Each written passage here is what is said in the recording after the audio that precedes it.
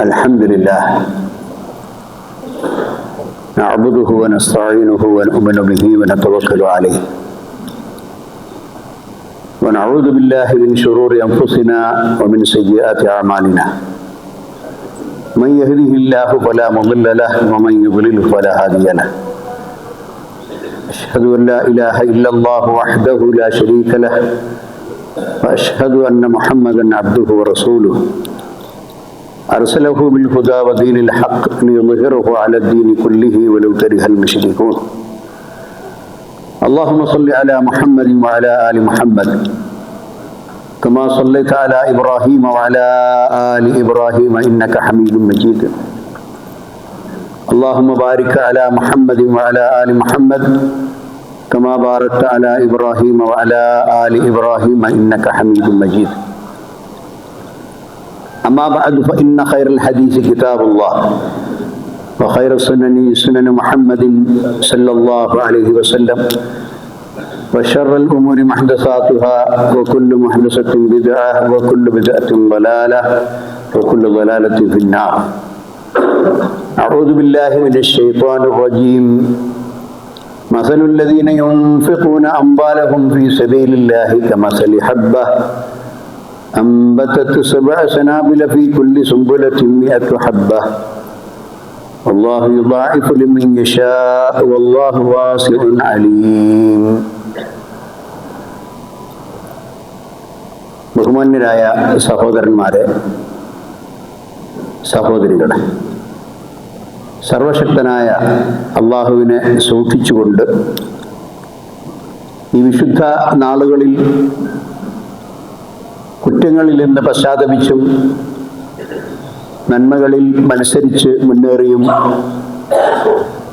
അള്ളാഹുവിൻ്റെ റഹ്മത്തും ഫضലും വാങ്ങിയെടുക്കുന്ന സജ്ജനങ്ങളുടെ കൂട്ടത്തിലായി തീരാൻ എന്നോടും നിങ്ങൾ ഓരോരുത്തരോടും ഞാൻ ആദ്യമായി ഉത്ബോധിപ്പിക്കുകയാണ്. ഇസ്ലാമിൻ്റെ ഏറ്റവും വലിയ ഒരു പ്രത്യേകത അത് സാമൂഹ്യ ബന്ധങ്ങളെ ഏറ്റവും കൂടുതൽ വിലമതിക്കുന്നു.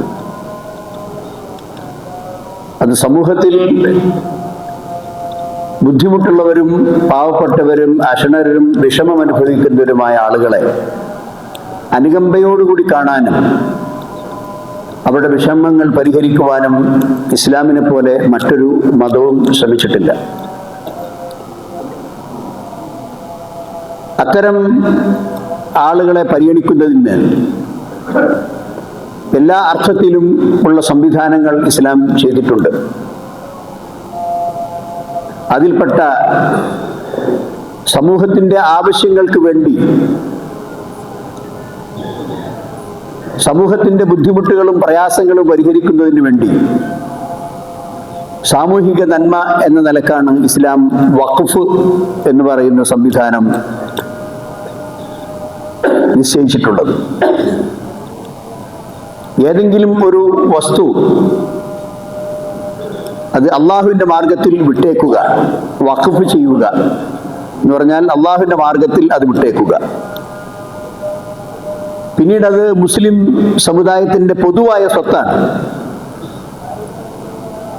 ആ സ്വത്ത് ഏതൊന്നിനാണോ വഖഫ് ചെയ്തത് ആ വിഷയത്തിൽ അത് ചെലവാക്കപ്പെടും. വഖഫ് ചെയ്ത വ്യക്തിക്ക് പിന്നെ അതിൽ ഉടമസ്ഥാവകാശമില്ല. അത് അനന്തരാവകാശം എടുക്കാനോ ദാനമായി കൈമാറാനോ ഒന്നും പാടില്ല. വഖഫ് ചെയ്ത ഒരു സ്വത്ത് ആ വാഖിഫിന്റെ അനന്തരാവകാശികൾക്ക് അയാളുടെ മരണശേഷം ഓഹരി ചെയ്തെടുക്കുവാനോ അതല്ലെങ്കിൽ അയാൾക്ക് തന്നെ ആരെങ്കിലും ദാനം കൊടുക്കുവാനോ വിൽപ്പന നടത്തുവാനോ ഒന്നും പാടില്ല. അത്ര കർശനമായ നിയമങ്ങൾ കൊണ്ട് ബന്ധിക്കപ്പെട്ടതാണ് വഖഫ്. ഇസ്ലാമിക ചരിത്രത്തിലെ ഏറ്റവും ആദ്യത്തെ വഖഫായി പരിഗണിക്കപ്പെടുന്നത്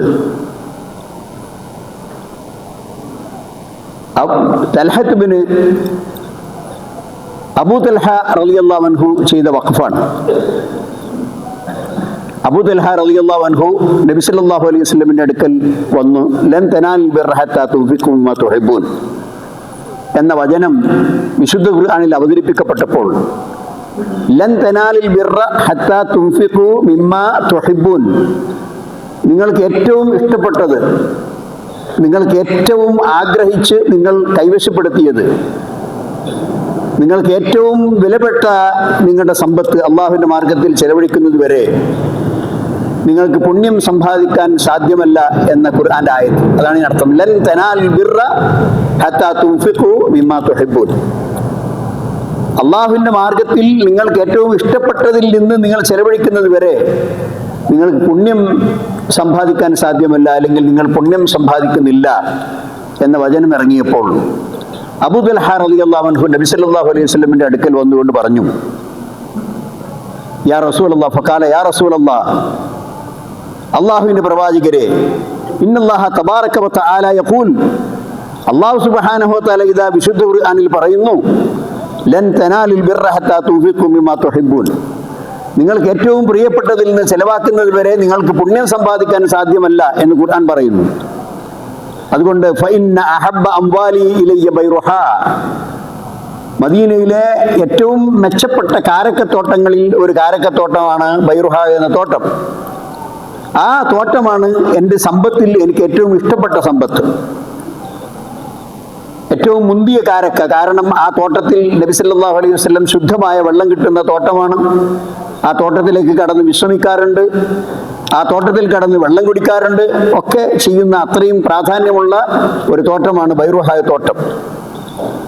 അപ്പൊ അദ്ദേഹം പറയാണ്, അർജു ബിർറഹ വ ദുഖറഹ ഇൻദല്ലാഹ്. ആ തോട്ടം അള്ളാഹുവിന്റെ മാർഗത്തിലേക്ക് ഇതാ വഅന്നഹ സദഖത്തുൻ ലില്ലാഹി, ഇത് അള്ളാഹുവിന് വേണ്ടിയുള്ള സദഖയാണ്. ഇതാ ഞാൻ വിട്ടു, എനിക്കിനി അതിൽ യാതൊരു അവകാശവുമില്ല. ആ തോട്ടം ഞാൻ വിട്ടു തന്നിരിക്കുന്നു. മാത്രമല്ല അർജു, ഞാൻ ആഗ്രഹിക്കുന്നത് ബിർറഹ, അങ്ങനെ അള്ളാഹുവിന്റെ മാർഗത്തിൽ അത് വിട്ടു തന്നതിന്റെ പുണ്യവും, അതുപോലെ തന്നെ വദുഖറഹ ഇൻദല്ലാഹ്, അതിന്റെ പുണ്യം അള്ളാഹുവിന്റെ അടുക്കൽ എനിക്ക് വേണ്ടി സൂക്ഷിക്കപ്പെടണം എന്നതുമാണ്, നിക്ഷേപമായി എനിക്ക് കരുതി വെക്കപ്പെടണം എന്നാണ് ഞാൻ ഉദ്ദേശിക്കുന്നത്. അതുകൊണ്ട് പ്രവാചകരെ, നിങ്ങൾക്ക് എന്താണോ അതുകൊണ്ട് പൊതുസമൂഹത്തിന് വേണ്ടി ചെയ്യാൻ ഉദ്ദേശിക്കുന്നത് അത് നിങ്ങൾക്ക് ചെയ്യാം. നിങ്ങളുടെ ഇച്ഛത്തിന് വിട്ടിരിക്കുന്നു, നിങ്ങളുടെ ഇഷ്ടത്തിന് ഞാൻ വിട്ടിരിക്കുന്നു എന്ന് അദ്ദേഹം നബി സല്ലല്ലാഹു അലൈഹി വസല്ലമയോട് പറഞ്ഞു. ഫഖാല, അപ്പോൾ നബി സല്ലല്ലാഹു അലൈഹി വസല്ലം പറഞ്ഞു, റസൂലുള്ളാഹി സ്വല്ലല്ലാഹു അലൈഹി വസല്ലം, ബഖിൻ ദാലിക മാലുൻ റാബിഹ്, ദാലിക മാലുൻ റാബിഹ്. ബഖിൻ എന്ന് പറഞ്ഞാൽ ബേഷ്, എത്ര ഉഷാറായിപ്പോയി, എത്ര നന്നായിപ്പോയി, എത്ര നല്ലത് എന്ന അർത്ഥത്തിലുള്ള ഒരു പദപ്രയോഗമാണ് ബഖിൻ.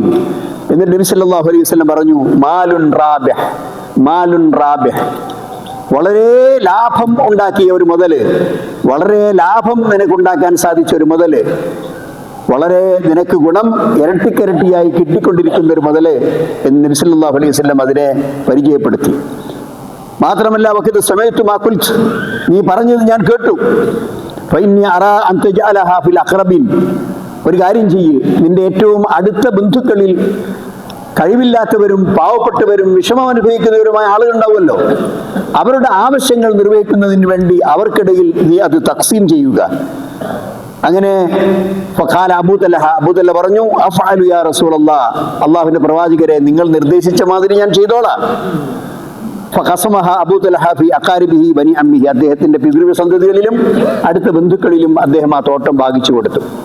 സഹോദരന്മാരെ, അള്ളാഹുവിന്റെ അടുക്കൽ നിന്ന് പുണ്യം കിട്ടാൻ, പടച്ചവന്റെ അടുക്കൽ നിന്ന് അള്ളാഹുവിന്റെ പ്രീതി സമ്പാദിക്കാൻ, അള്ളാഹു നൽകിയിട്ടുള്ള സമ്പത്തിൽ നിന്ന് ചെലവഴിക്കുക എന്നത് ഒരു വിശ്വാസി സ്വീകരിക്കേണ്ട ഒരു ചര്യയാണ്. അതേറ്റവും ചെറുതായാൽ പോലും വലുതായാൽ പോലും അള്ളാഹു സുബ്ഹാനഹു വ തആല നിങ്ങളുടെ ഇഖ്ലാസ് അനുസരിച്ച് അത് സ്വീകരിക്കുകയും അത് അള്ളാഹുവിന്റെ അടുക്കൽ ഒരു നിക്ഷേപമായി കരുതി വെക്കുകയും മരണപ്പെട്ട് അള്ളാഹുവിന്റെ അടുക്കലേക്ക് നിങ്ങൾ എത്തുമ്പോൾ വർദ്ധിതമായ പ്രതിഫലത്തോടു കൂടി അത് നിങ്ങൾക്ക് തിരിച്ചു നൽകുകയും ചെയ്യും. ഇത് നബി സല്ലല്ലാഹു അലൈഹി വസല്ലം പറഞ്ഞതാണ്.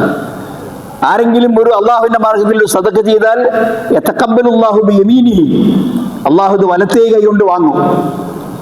സുമ്മ യുറബ്ബി ലി അഹദികും കമാ യുറബ്ബി അഹദുകും മുഹ്റഹു, പിന്നെ നിങ്ങളിൽ ഏതെങ്കിലും ഒരാൾ അവന്റെ വീട്ടിൽ ഒരു കുതിരക്ക് ഒരു കുട്ടിയുണ്ടായാൽ അതിന്റെ ആരംഭത്തോടും സ്നേഹത്തോടും ലാളനയോടും കൂടി അതിനെ വളർത്തി വലുതാക്കി ഭക്ഷണം കൊടുത്ത് പരിചരിച്ച് കുളിപ്പിച്ച് അങ്ങനെ നല്ല ഒരു ലക്ഷണമൊത്ത് കുതിരയായി വളർത്തി ഉണ്ടാക്കുന്നത് പോലെ അള്ളാഹു സുബ്ഹാനഹു വ തആല ആ നിങ്ങൾ കൊടുത്ത ദാനം അള്ളാഹുവിന്റെ അടുക്കൽ വെച്ച് അത് വലുതാക്കി വലുതാക്കി വലുതാക്കി ഉഹദ് മലയോളമായി നിങ്ങൾക്കത് തിരിച്ചു നൽകും. സഹോദരന്മാർ, ചെറിയൊരു ദാനമാണ് നിങ്ങൾ കൊടുത്തത്, പക്ഷെ അത് അള്ളാഹുവിൻ്റെ അടുക്കൽ സ്വീകരിക്കപ്പെടുകയും അള്ളാഹു അത് പരിപോഷിപ്പിക്കുകയും വർദ്ധിച്ച പ്രതിഫലമായി പരലോകത്ത് വെച്ച് നിങ്ങൾക്ക് നൽകുകയും ചെയ്യും എന്ന് നബി സല്ലല്ലാഹു അലൈഹി വസല്ലം പറയുകയാണ്. ഇതേ പ്രകാരം തന്നെ അള്ളാഹുവിൻ്റെ മാർഗ്ഗത്തിൽ ധർമ്മം ചെയ്ത ഒരു ഉദാഹരണം, മറ്റൊരു ഉദാഹരണമാണ് അനസ് ബിൻ മാലിക് റളിയല്ലാഹു അൻഹു ഉദ്ധരിക്കുന്നത്. ഖാല ലമ്മാ ഖദിമ റസൂലുള്ളാഹി സ്വല്ലല്ലാഹു അലൈഹി വസല്ലം അൽ മദീന, ഹിജ്റ വന്നു. അങ്ങനെ നബി സല്ലല്ലാഹു അലൈഹി വസല്ലം മദീനയിലെത്തി. കുറേ സംഭവങ്ങൾ അതിനിടക്കുണ്ടായിട്ടുണ്ട്, ഹിജ്റയുടെ ഇടക്ക് സംഭവങ്ങൾ. പക്ഷേ മദീനയിൽ നബി വന്നു. ആ മദീനയിൽ വന്നപ്പോൾ അമറ ബിബിനാഇൽ മസ്ജിദ്, ഒരു പള്ളി ആദ്യമായി അവിടെ വീടുണ്ടാക്കാനോ കച്ചവടം തുടങ്ങാനോ ഷോപ്പ് തുടങ്ങാനോ ഒന്നല്ല നബി സല്ലല്ലാഹു അലൈഹി വസല്ലം കൽപ്പിച്ചത്. മദീനയിൽ വന്നപ്പോൾ ആദ്യമായി ശ്രമിച്ചത് അള്ളാഹുവിനെ ആരാധിക്കാനുള്ളൊരു പള്ളി വേണം. ആ പള്ളി എടുക്കാൻ നബി സല്ലല്ലാഹു അലൈഹി വസല്ലം കൽപ്പിച്ചു. വഖാല യാ ബനി നജ്ജാർ, അപ്പൊ അതിന് പറ്റിയ ഒരു സ്ഥലമുള്ളത് ബനു നജ്ജാർ ഗോത്രത്തിന്റെ അടുക്കലുള്ള ഒരു കഷ്ണം ഭൂമിയാണ്. അപ്പൊ ആ ബനു നജ്ജാറിനോട് നബി സല്ലല്ലാഹു അലൈഹി വസല്ലം പറഞ്ഞു, സാമിനൂനി ബിഹായിതിക്കും, നിങ്ങളുടെ ഈ തോട്ടം ഒന്ന് വില പറയുമോ, ഞാനതിന് വില തരാം. അങ്ങനെ വില തന്ന് നിങ്ങളിൽ നിന്ന് ഞാനത് വാങ്ങാം. അതുകൊണ്ട് നിങ്ങളത് എനിക്ക് വിലക്ക് വിൽക്കുമോ എന്ന് ബനു നജ്ജാറിനോട് നബി സല്ലല്ലാഹു അലൈഹി വസല്ലം ചോദിച്ചു. ഖാലൂ ലാ, ഒരിക്കലുമില്ല. വല്ലാഹി ലാ നത്ലുബു സമനഹു ഇല്ലാ ഇലല്ലാഹ്, ഞങ്ങൾ അള്ളാഹിനോട് വില വാങ്ങിക്കോളാം. പ്രവാചകരെ, നിങ്ങൾ ഞങ്ങൾക്ക് വില നൽകേണ്ടതില്ല, ഇതിന്റെ വില ഞങ്ങൾ പടച്ചതമ്പുരാന്റെ അടുക്കൽ നിന്ന് വാങ്ങിക്കോളാം എന്ന് പറഞ്ഞുകൊണ്ട് ഏറ്റവും വിലപിടിപ്പുള്ള, ഏറ്റവും വലിയ അവരുടെ ഒരു ഭൂമി അല്ലാഹു സുബ്ഹാനഹു വ തആലയുടെ പേരിൽ പള്ളി എടുക്കുന്നതിന് വേണ്ടി അവർ വിട്ടുകൊടുത്തു. ആ സ്ഥലത്താണ് സഹോദരന്മാരെ ഇന്ന് മസ്ജിദുൻ നബവി നിലനിൽക്കുന്നത്. ലക്ഷക്കണക്കിന് ആളുകൾ, ഇല്ല കോടിക്കണക്കിന് ആളുകൾ ഒരു വർഷത്തിൽ എത്ര ആളുകളാണ് മദീനയിൽ വന്ന് നമസ്കരിച്ചു പോകുന്നത്?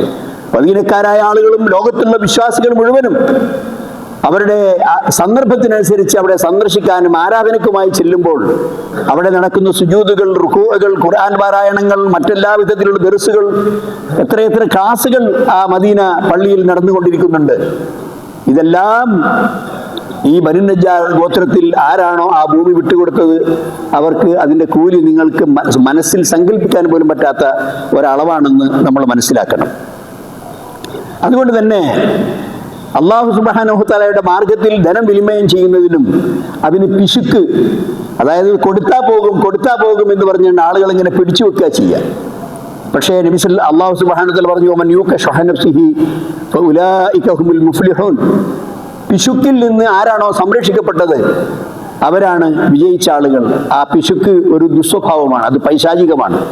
പിശാചാണ് നിങ്ങൾക്ക് പിശുക്കുണ്ടാക്കാനുള്ള ഉപദേശം നൽകിക്കൊണ്ടിരിക്കുന്നത്. അശ്ശൈത്താനു യഅദുകുമുൽ ഫഖറ വയഅമുറുകും ബിൽ ഫഹ്ശാ, പിശാച് നിങ്ങൾക്ക് ദാരിദ്ര്യ ഭീതി ഉണ്ടാക്കും, കുഴങ്ങിപ്പോകും, ക്ഷീണിച്ചു പോകും, ഒറ്റപ്പെട്ടു പോകും, നിങ്ങൾ കഷ്ടപ്പെട്ടു പോകും എന്നൊക്കെ പറഞ്ഞുകൊണ്ട് ധനം വിനിമയം ചെയ്യാൻ വേണ്ടി ഉദ്ദേശിക്കുന്ന ആളുടെ മനസ്സിൽ പിശുക്കുണ്ടാക്കി കൊടുക്കും.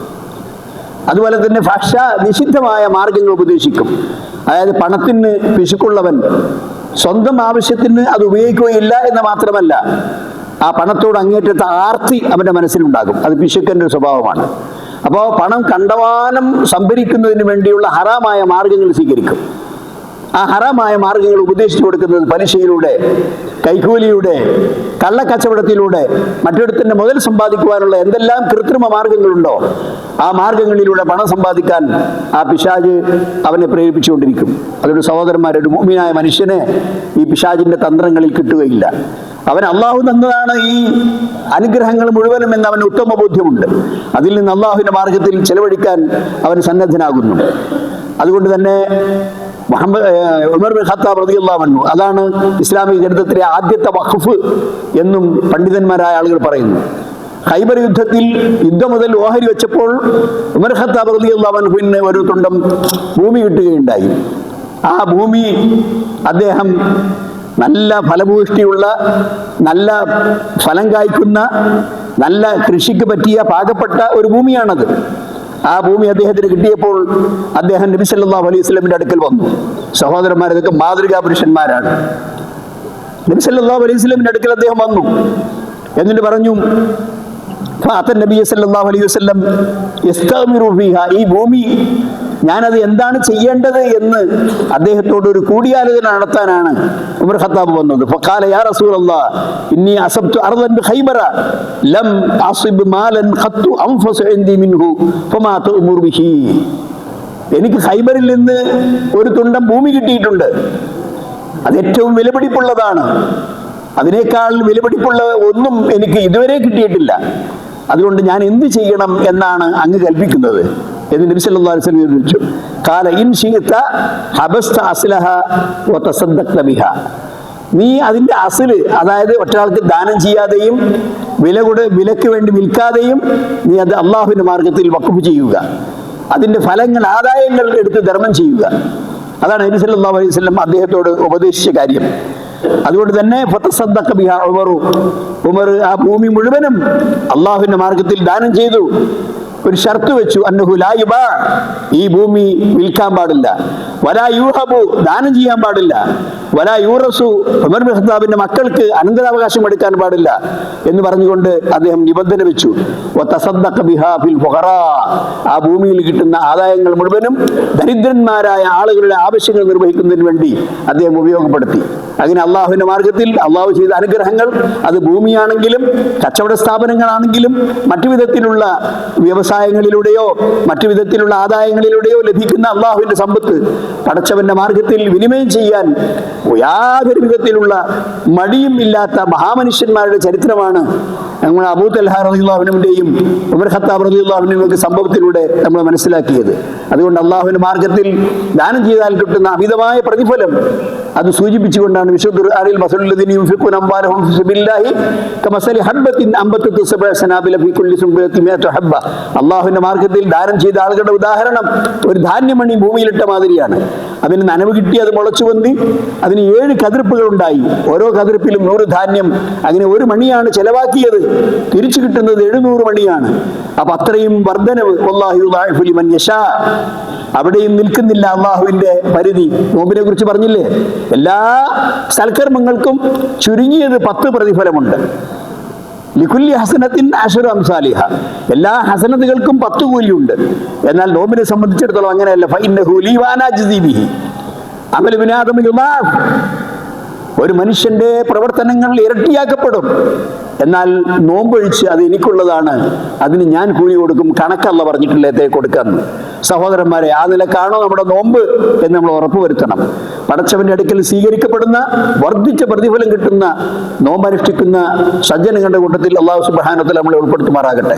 ഇങ്ങനെ ഇരട്ടിക്കിരട്ടിയായി പ്രതിഫലം കൊടുക്കും. അല്ലാഹു യുദാഇഫു ലിമൻ യശാ വല്ലാഹു വാസിഉൻ അലീം. അല്ലാഹു അങ്ങേയറ്റം അനുഗ്രഹങ്ങൾ നിറഞ്ഞ വിശാലമായ അനുഗ്രഹങ്ങളുടെ ഉടമസ്ഥനാണ് എന്ന് വിശുദ്ധ ഖുർആൻ പരിചയപ്പെടുത്തുന്നു.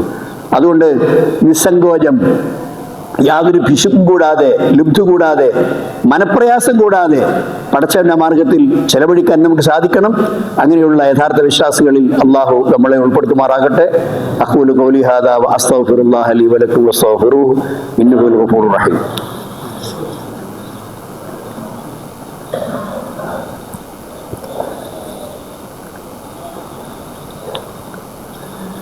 الحمد لله على إحسانه وشكر له على توفيقه وامتنانه.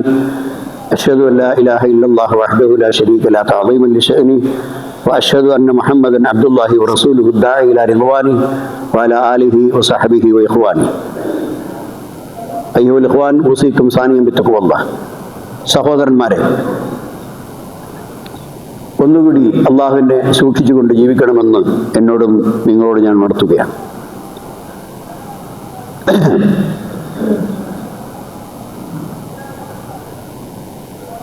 അള്ളാഹുവിന്റെ മാർഗത്തിൽ ധനം വിനിമയം ചെയ്യുന്നതിന്റെ പ്രാധാന്യവും അതിനായി അവനവന്റെ സമ്പത്ത്, ഇപ്പോൾ ഉദാഹരണത്തിന് പള്ളിയാകട്ടെ, മദ്രസകളാകട്ടെ, ഇതുപോലെയുള്ള എല്ലാ നല്ല സംരംഭങ്ങൾക്കും വേണ്ടി വഖഫ് ചെയ്യുക, അതിൻ്റെ ആദായമെടുത്ത് ആ പള്ളിയുടെ ചെലവ് നിർവഹിക്കപ്പെടുക, അതല്ലെങ്കിൽ അതിൻ്റെ ആദായമെടുത്ത് ആ മദ്രസയുടെ ചെലവ് നിർവഹിക്കപ്പെടുക. എന്നും ആ വഖഫ് അവിടെ വഖഫായി നിൽക്കും. ഒരു 4-5 പീടിക കെട്ടിടമുണ്ട്, അത് അള്ളാഹുവിൻ്റെ മാർഗത്തിൽ വഖഫ് ചെയ്തു. ആ വാടകയിൽ നിന്ന് കിട്ടുന്ന ആ പണം എടുത്തുകൊണ്ട് ആ മദ്രസയുടെ ചെലവോ ആ പള്ളിയുടെ ചെലവോ ഇതെല്ലാം എന്ന് നിർവഹിക്കപ്പെടുവാൻ സാധിക്കും.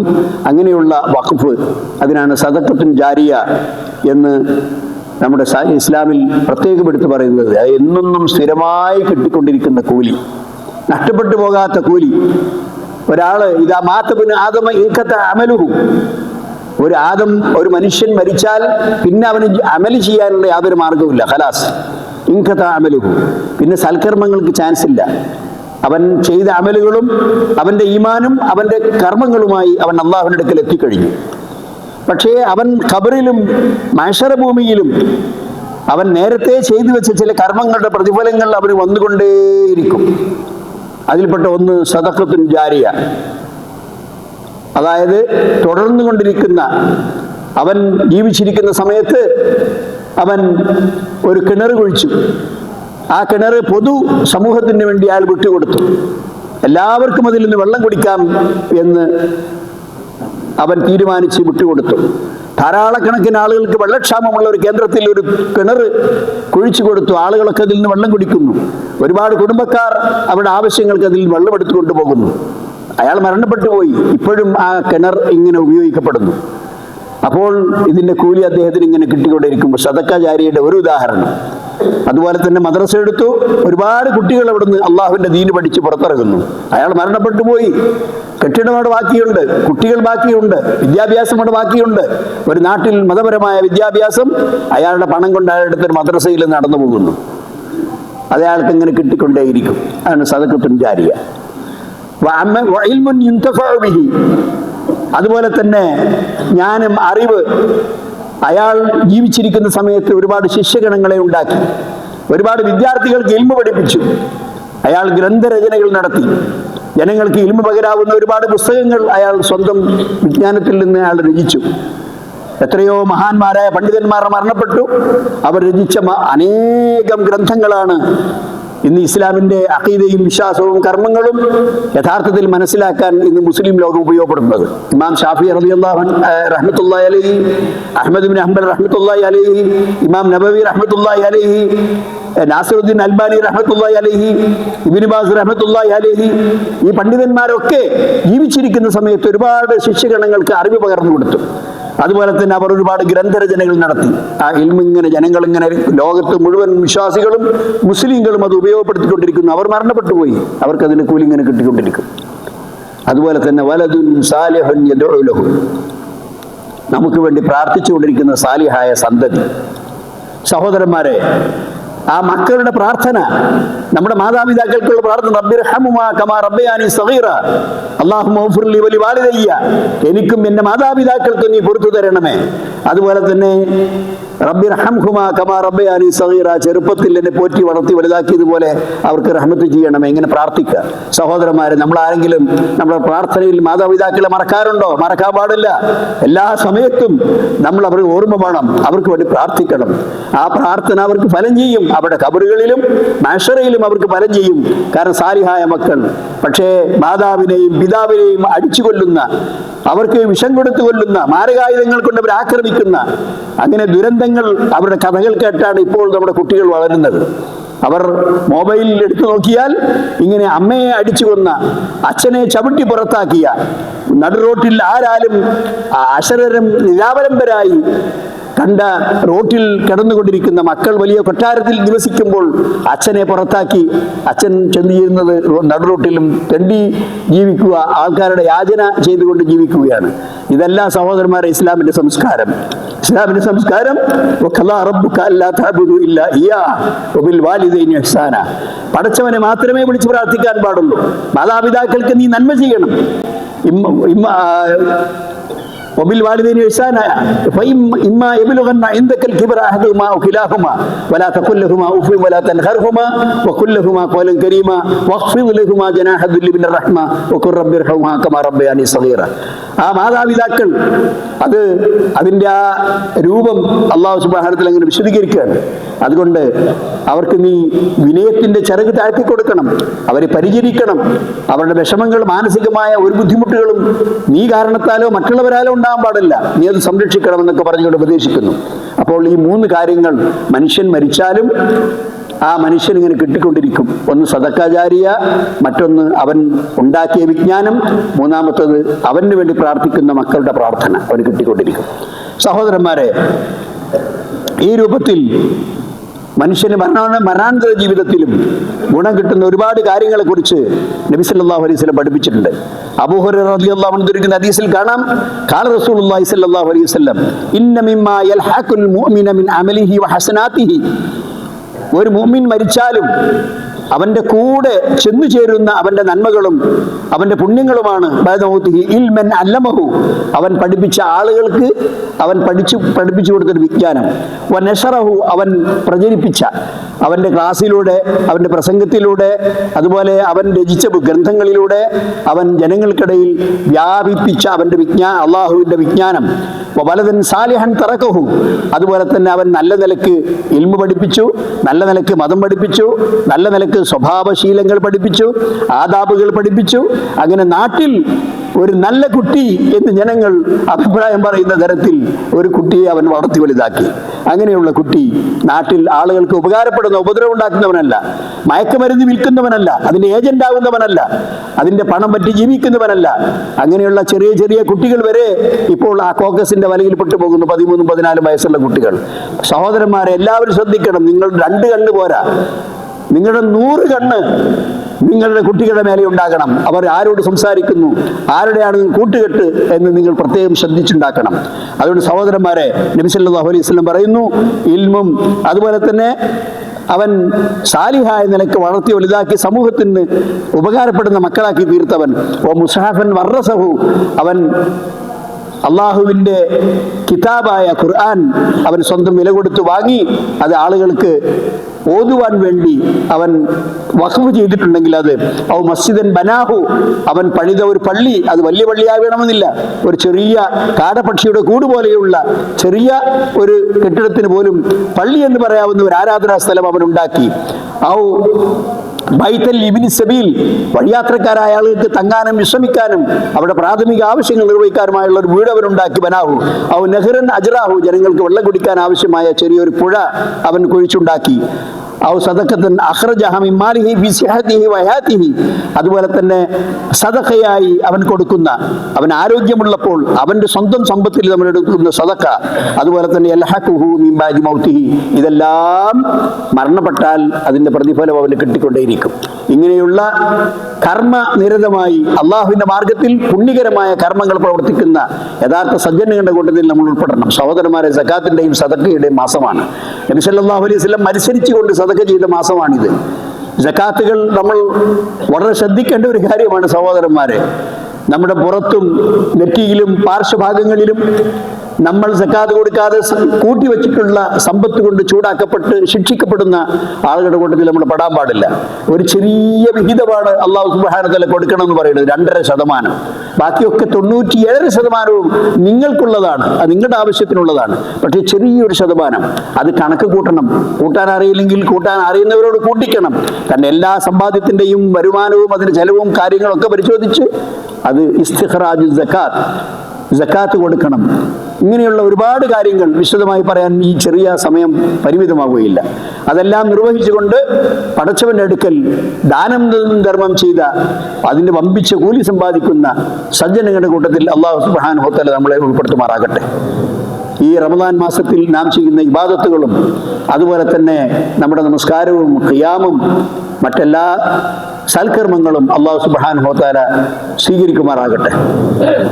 അതെല്ലാം പരലോകത്ത് നമ്മുടെ ഖബറിലും മാശറയിലും നമുക്ക് ഉപകാരപ്പെടുന്ന സൽക്കർമ്മങ്ങളാക്കി അല്ലാഹു സുബ്ഹാനഹു വ തആല സൂക്ഷിച്ചു വെക്കട്ടെ. റഹ്മാനായ റബ്ബ് നമ്മുടെ പാപങ്ങൾ പുറത്തു തരുമാറാകട്ടെ. ഈ റമദാൻ മാസം ഇന്ന് നാളെ അങ്ങ് അവസാനിക്കുമ്പോൾ കുറ്റങ്ങൾ പുറത്ത് തൗബ സ്വീകരിക്കപ്പെട്ട യഥാർത്ഥ വിശ്വാസികളുടെ കൂട്ടത്തിൽ പെട്ടുകൊണ്ട് ഈ റമദാനോട് വിട പറയാൻ അല്ലാഹു സുബ്ഹാനഹു വ തആല നമുക്ക് തൗഫീഖ് നൽകുമാറാകട്ടെ. റബ്ബനാ തഖബ്ബൽ മിന്നാ ഇന്നക അൻതസ് സമീഉൽ അലീം വതുബ് അലൈനാ ഇന്നക അൻതത് തവ്വാബുർ റഹീം. ربنا اغفر لنا يا غافر المذنبين ربنا اصرف عنا عذاب جهنم إن عذابها كان غراما إنها ساءت مستقرا ومقاما ربنا هب لنا من أزواجنا وذرياتنا قرة أعين واجعلنا للمتقين إماما اللهم اغفر للمؤمنين والمؤمنات والمسلمين والمسلمات والأحياء منهم والأموات إنك مجيب الدعوات يا قاضي الحاجات. ربنا آتنا في الدنيا حسنة وفي الآخرة حسنة وقنا عذاب النار. وآخر دعوانا أن الحمد لله رب العالمين. اللهم صل وسلم وبارك على عبدك ورسولك محمد.